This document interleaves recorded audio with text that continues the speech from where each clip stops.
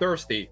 So anyway, so I think we should do something fun, right? We should do something a little fun, and I figure why not we rank every Quentin Tarantino movie now? Quentin Tarantino, it's one of my favorites. I actually really like Quentin Tarantino. I know he can be a polarizing figure. He has opinions that I don't agree with, but you know what? He makes great movies. I don't think anyone's gonna judge him for that. So I decided, why not? I'm just gonna rank all Tarantino movies from worst to best. I've seen them all. Before we get started, just a little heads up, we're only focusing on his directed films, not his producing films, not any of his movies he wrote. So I could put the movie True Romance on here, but True Romance, not directed by Tarantino, but it is pretty good. So if you haven't seen True Romance, go watch it. And we're just gonna do it by ranking. I'm not gonna do like the regular tier list, because by that, if it's tier list, then they're gonna be all S and A's. Like they're all gonna be like, let me just set this up. All right, there we go. So it's gonna be from bottom to top. And the first movie, okay. So the first movie I'm gonna put on that list is that we gotta pull it. It's Death Proof. It's technically his worst movie, but I like Death Proof. I like the concept, the grindhouse thing. For those who haven't seen Death Proof is a movie. Kurt Russell, he plays stuntman Mike, and he's a maniac, and he likes running people over with his car. There's more to it. You get two like stories between. There's a first half and a second half. First half is more kind of like just like build up to that point of, you know, of the kill, and then the second one is more kind of like action, more like action based. The first one's, I would say, it's more build up to the horror, and the second has more action. But it's a multi-genre kind of movie, I would say. Also, I can just pull that up right here, so you know, guys, know I own it. I love the concept of Grindhouse. I wish it didn't flop. I feel like you could do so much with it, because there's that and Planet Terror, and a lot of the trailers. For those who don't know Grindhouse, it was like their exploitation kind of movies where they're supposed to set up series, but only got two, and it was a double feature in theater, so you get two movies at one when you go to the theater. And there was a bunch of fake trailers for it, and a lot of those fake trailers became real movies. Thanksgiving was one, Hobo with a Shotgun, Machete. We're waiting for Don't and Werewolf of the SS to get one, but like, yeah.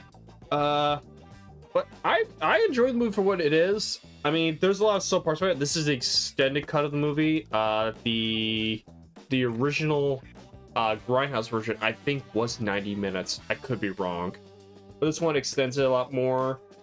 The reason why it's just worse is more or less is because feels like it's two movies, because you get the first half is like you focus on this set of girls, and the second you focus on another set of girls, so you gotta kind of go to like resets halfway through the movie. And I think a lot of people have said everyone prefers the first half more than the second half. And the second half, once you get to the action, it's pretty good, but you get that tight little like, you get to that point. There's a lot of fun stuff in it because it's supposed to represent that 70s genre. There's a funny scene of like Kurt Russell talking with like one of the bar patrons, and when it cut back and forth, like the continuity is completely off. So like certain moments he's like has a drink in his hand, or moments there's not. There's like full of fun gags. I would say the movie's not fun to watch with headphones, because like you only get one side of your ear, but is going to hear it, because they were trying to go for like that mono sound. So this movie's not great if you watch with the headphones. So if you watch this movie, make sure you watch it with the stereo on. But overall, yeah, Death Proof, it's gotta be number 9 for me. All right, the next movie, we're gonna get all controversial. This is just gonna be a little controversial. Number 8. It's Kill Bill. Kill Bill's fun. There's a lot of great stuff in Kill Bill. Also, why did I have these? Thurman's great, and obviously she's a great protagonist. And she goes over, kills all the men that wrong her, men and women. as like she, kills her fiance and everyone in that church, and then basically kills her daughter, and then finds out daughter's still alive. Like great acting. I've not seen the one where they merge the two movies together. I'm curious how that one is. Because, like, when you watch these movies, they're both different. Like, Kill Bill 1 is, like, kung fu action, kind of what you think it's going to be. Kill Bill 2, Volume 2, is, like, more of a Western.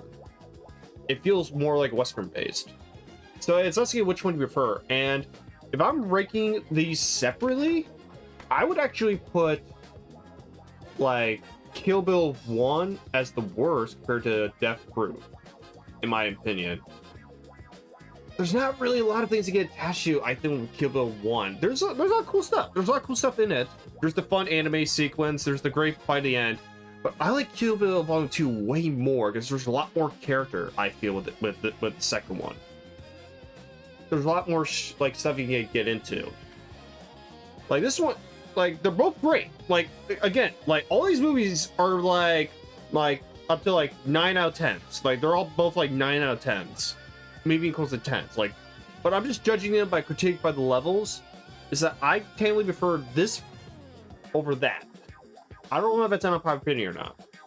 There's a lot of substance to it. Like David Carradine's great. He has that great scene where he talks about Superman that I really like. But on the spectrum of the other Tarantinos, I don't think it's like his best work. I know a lot of people will want Kill Bill 3, which Kill Bill 3 would be awesome, but I don't know. It's like compared to everything else, I think it's on the lower spectrum. That's my opinion. Like obviously, you could disagree, but yeah. But onto this list, I'm gonna give Kill Bill movies an 8. All right, number 7. I'm going to have to go with The Hateful Eight. It could honestly be like a play. It takes place all in one location, and you just got a bunch of people. There's the idea of like there are bad guys and worse guys, because all the people are technically bad people, but it's asking you who do you prefer. Like Samuel Jackson is basically the protagonist of the thing, but he's not that great of a guy in the movie. Kurt Russell, he's called the Hangman, so he hangs people, but like, they all have their own layers of like to them. Like they're all morally gray, and the other people are absolutely just terrible people. So you get all these people that are all despicable, and you put them in one location, and you just let sparks fly. It's entertaining. Like for the movie's long, but I never got bored watching it. I don't know if it's still on Netflix. There's an extended cut. If you want to watch this movie, the extended is pretty fun to watch because they separate the chapters into their own, like almost like a TV show. Like I would have loved to see the 7mm version of this movie. If I had the chance to, I would have. But yeah, like compared to everything else, it's not gonna beat all the other films on that list. Okay, number 6.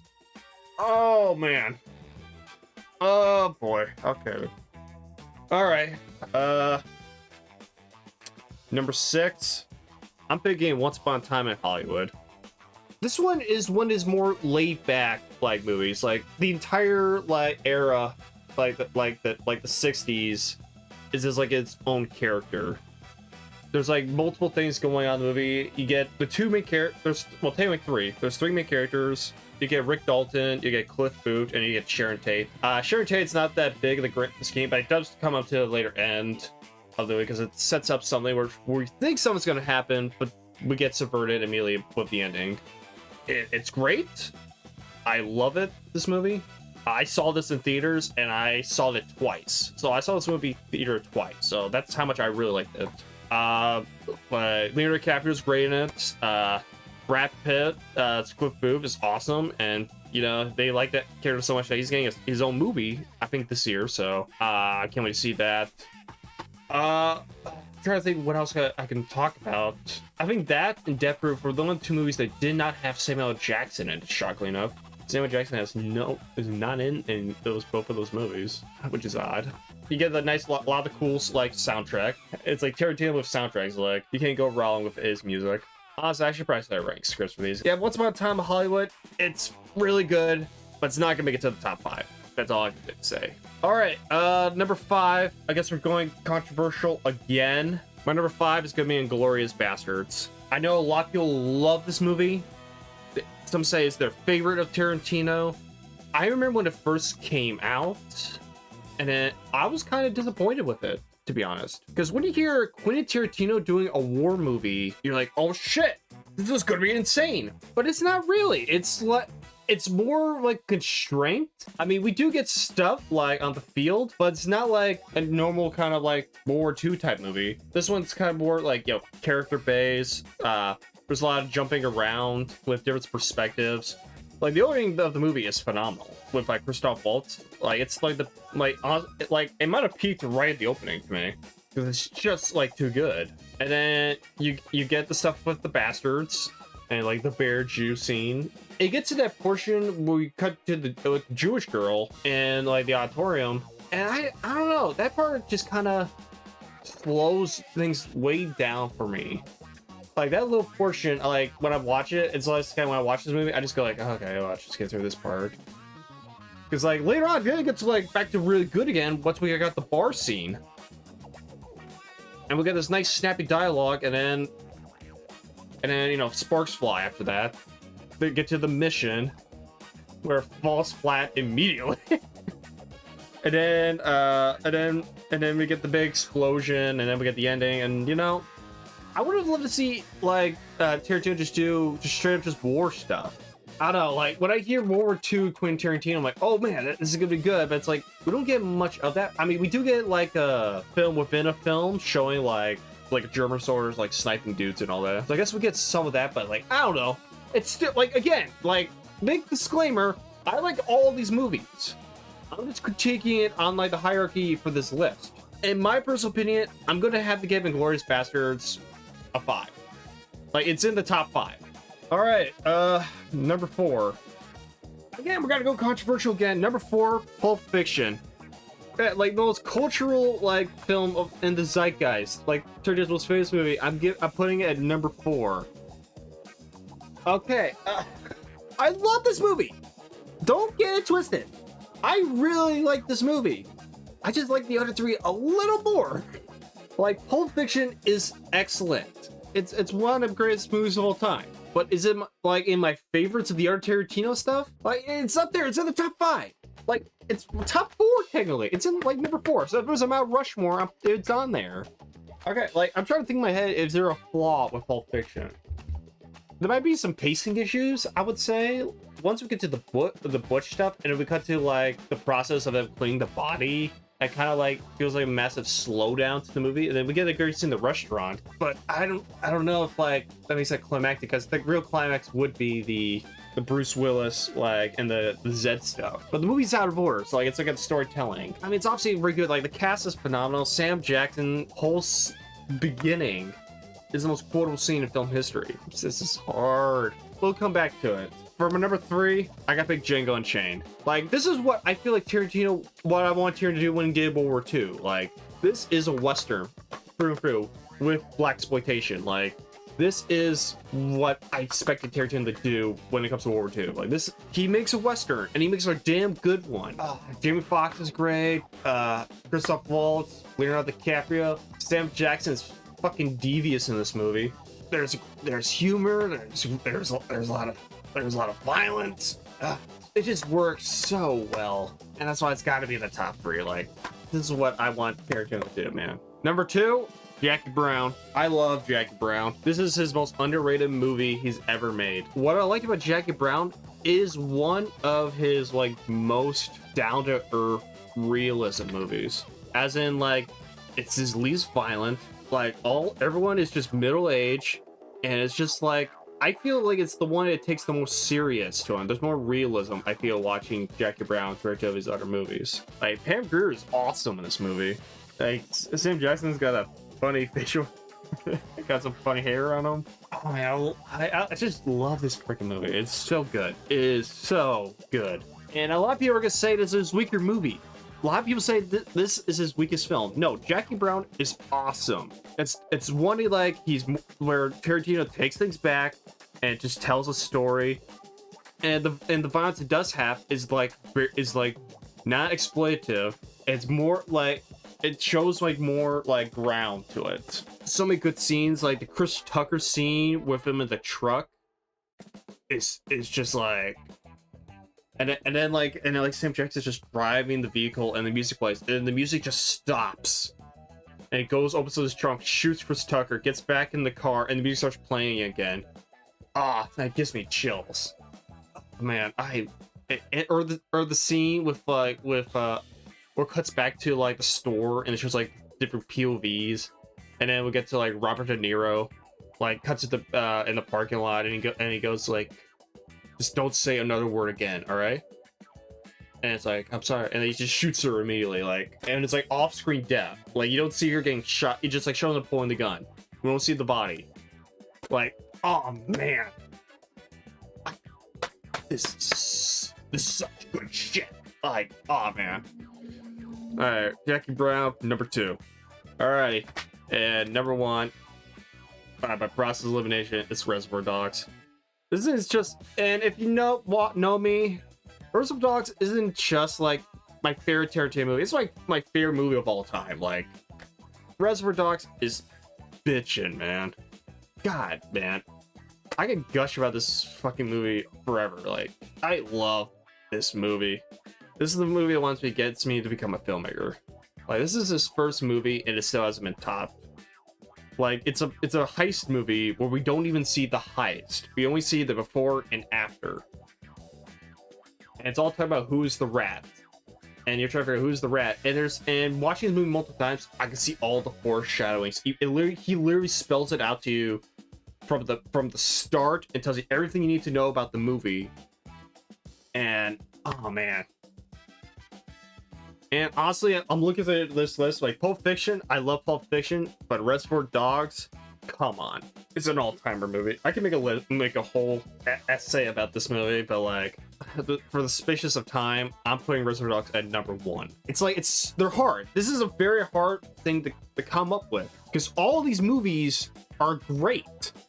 Like, I love all of these movies. But if we're going by the hierarchy, for me, Reservoir Dogs is number 1. It ends Jackie Brown, Django Unchained, Pulp Fiction, Inglourious Bastards, Once Upon a Time in Hollywood, The Hateful Eight, Kill Bill, and Death Proof. That's the whole listing of these movies. I'm curious what you guys think. What would be your list? Please comment below. Like, I'm accepting comments, guys. Like, if you're watching, just respond. Like, if there's something you guys want, like, I'm gonna get a conversation going. Like, what is your favorite Quentin Tarantino movie of all time? So comment below, let me know, and I'll see you guys next time.